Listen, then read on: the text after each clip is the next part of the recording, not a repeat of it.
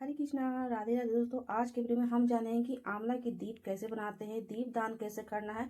चलिए आज के वीडियो में जानते हैं। वीडियो पसंद आए तो लाइक सब्सक्राइब शेयर जरूर कीजिएगा। चलिए वीडियो को करते हैं शुरू। और आंवला की दीप कैसे बनाना है, दीप दान कहाँ करना है, कैसे जलाना है, पूजा कैसे करनी है, आज के वीडियो में फुल डिटेल्स देने वाली है। तो चलिए वीडियो को करते हैं शुरू और वीडियो में बने रहिएगा, अंत तक देखिएगा। आंवला बनाने के लिए कितनी दीप बनानी है, 7, 5, 9, 11, 21 कितने बनानी है। ऐसे तो आंवला नवमी के दिन ही दीप दान की जाती है, तो कितनी संख्या में लेनी चाहिए। ऐसे तो आपको सही विधि रहते हैं 9 दीप दान की जाती है। आंवले के 9 लेने, क्योंकि आंवला नवमी के दिन हम दीप दान करने वाले हैं, तो 9 आंवला लेनी है। इनकी पूजा भी करनी है। सबसे पहले इसमें हम बनाएंगे होल, क्योंकि इसके अंदर बहुत ही हार्ड बीज रहता है, तो पूरा ये होल्ड नहीं होगा, बहुत ज्यादा इसमें डीप नहीं हो पाता, इसलिए हल्का सा हम कट लगाते हैं। तो चलिए हम होल्ड कर लेते हैं, क्योंकि इसमें हम दीपक बनाना है और घी के दीपक ही बनाना है, सरसों के या तीली के तेल नहीं बनाना है, क्योंकि आंवला नवमी के आपको जलाना है। आंवला की नवमी की आंवले के ऊपर मैंने कट लगा लिए है। ज्यादा डीपली जो है कटता नहीं है, क्योंकि इसके अंदर बीज रहते हैं, बहुत ही हार्ड बीज रहते हैं। थोड़ा सा केयरफुल होके ही इसको कट लगाइए, क्योंकि इसको कटने के चक्कर में हाथ भी कट सकते हैं, इसलिए बहुत सावधानी से काटना है। और ज्यादा ये डीप नहीं कटता, क्योंकि इसके अंदर बीज रहते हैं, हार्ड बीज रहते हैं। तो चलिए हम सबसे पहले करेंगे एक छोटी सी पूजा, और पूजा करके ही जो है 9 दीप दान की जाती है। तो मैं यहाँ हल्दी से बनाऊंगी स्वास्तिक, क्योंकि माता लक्ष्मी को हल्दी कुमकुम काफी प्रिय है। तो मैं यहाँ हल्दी से स्वास्तिक बना लेंगे। जिस प्लेट में आप दिए बनाने जा रहे हैं उस प्लेट को अच्छे से सजाना होता है। जैसे हम दीपावली में या नवरात्रि में माँ दुर्गे के लिए दीप सजाते हैं, वैसे ही माता लक्ष्मी के लिए जो है दीप सजाकर ही जो दीप दान करना काफी ज्यादा शुभ होता है, उत्तम होता है। और इस तरह से हम हल्दी से या चंदन से या कुमकुम से स्वास्तिक बना सकते हैं। तो इसी प्लेट में हम पूजन करेंगे, क्योंकि कोई भी हम जब दीप दान करते हैं तो सबसे पहले पूजन करना अनिवार्य होता है, शुभ होता है। पूजा करके ही हम दीप दान करते हैं। क्योंकि नवमी के दिन हम दीप दान कर रहे हैं, तो इसमें हम चावल नहीं डालेंगे, इसके जगह पर हम सफेद तिल डालेंगे, क्योंकि नवमी एकादशी देव उठने के दिन सफेद तिल का ही उपयोग होता है। इस प्रकार से हम करेंगे पूजन। अगर ये नहीं तो आप खील डालिएगा, क्योंकि हम दिवाली पर खील से पूजा करते हैं। तो सबसे पहले मैंने स्वास्तिक बना लिया है। इसमें हम डालेंगे थोड़ी सी 2-4 दाना तिल। सफेद तिल नहीं तो आप काले वाले तिल भी ले सकते हैं और खील भी ले सकते हैं। तो मैंने इसी प्लेट में थोड़ा सा सफेद तिल डालने के बाद स्वास्तिक मैंने बना लिए। इसमें हम रखेंगे सारे दीप रखेंगे, जो आंवले के दीप मैंने बनाए हैं। तो मैं इसमें एक छोटी सी पूजा होती है, जो कि हम इसी प्लेट में रखकर पूजन करेंगे।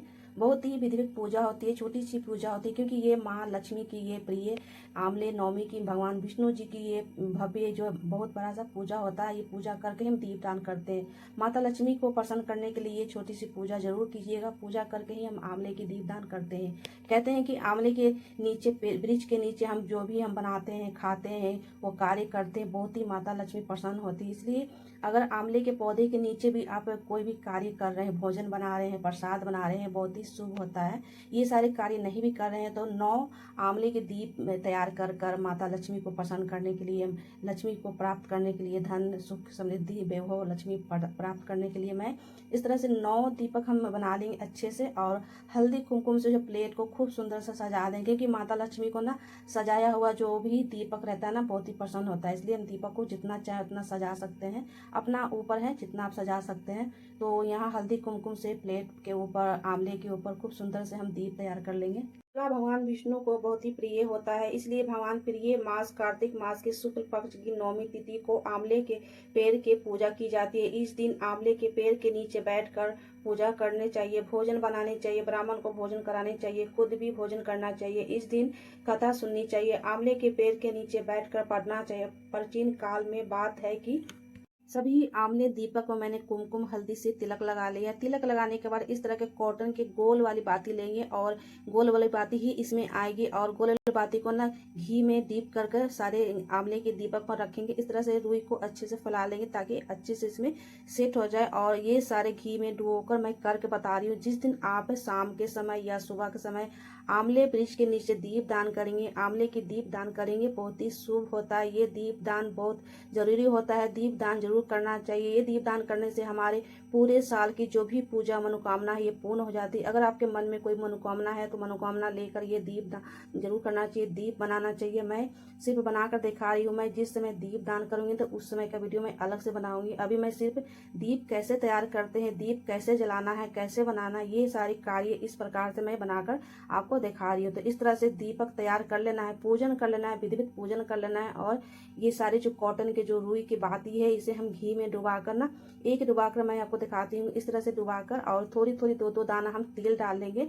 चावल नहीं डालना है, तिल सफेद वाली डालना है, या तो खील डालेंगे तो तिल ही डाल देंगे, क्योंकि खील बहुत बड़े बड़े दाने हो जाते हैं, इसमें नहीं आएंगे। और सफेद तिल इसमें आराम से दो दो दाने आ जाएंगे। तो इस तरह से पूजन आपको प्रॉपर कर लेनी है, विधिवत कर लेनी है। तो इस तरह से हम तिल डालेंगे सभी में तिल डालने के बाद इसके ऊपर हम घी डालेंगे। घी डालना है क्योंकि जब भी हम आंवला नवमी के पूजन करते हैं तो घी का ही दीपक हम दान करते हैं, घी का दीपक ही दान कीजिएगा। इसमें घी डाल लेंगे और विधिवत इसमें आरती करेंगे। एक घी के दीपक और कुछ पुष्प हम अर्पित कर लेंगे। पुष्प चाहेंगे, पुष्प नहीं है तो कोई बात नहीं, बिना पुष्प भी आप पूजन कर सकते हैं।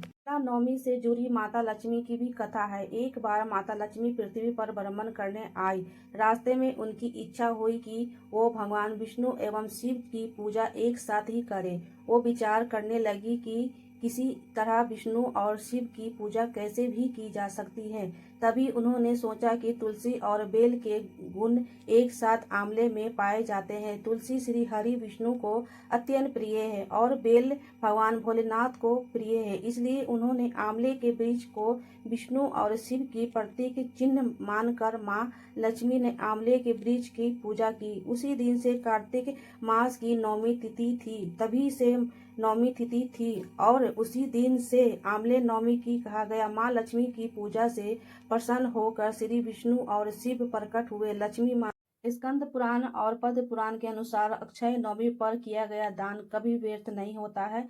दान का फल अनेक जन्मों तक अक्षय रहता है। इस दिन गंगा स्नान, गोद दान, अन्न दान, वस्त्र दान और सोना दान का शुभ माना गया है। गौ सेवा, तुलसी पूजन और जरूरतमंद की भोजन कराई विशेष महत्व होता है, पुण्य होता है। इसलिए हम इस नौमी तिथि पर पुण्य और अन्न दान की सबसे श्रेष्ठ माना गया है। इसलिए अन्न की सबसे ज्यादा श्रेष्ठ मानी जाती है। जब हम भूखे के पेट भरते हैं तो बहुत ही शुभ होता है, फल देने वाला था। अगर ये कुछ भी सारे करें, सोना चांदी तो आजकल बहुत महंगी है, तो सोना चांदी तो हम दान नहीं कर सकते। उसके अलावा हम जो है अन्न दान जरूर कर सकते हैं। ब्राह्मण को, किसी गरीब को हम दान करेंगे, सबसे उत्तम होगा। और सबसे श्रेष्ठ दान विद्या दान भी होता है, सतयुग में दान, क्योंकि यह ज्ञान प्रदान करता है जिसके प्रभाव लंबे समय तक रहता है। इसके अतिरिक्त कन्यादान भी बहुत ही शुभ होता है। अन्न दान को भी बहुत ही महत्वपूर्ण माना जाता है और किसी भी जरूरतमंद। तो इस प्रकार से हम नौमी तिथि पर हम आंवले की दीप तैयार कर लेंगे। अलग अलग जगहों पर हम दीप दान कर सकते हैं, जैसे कि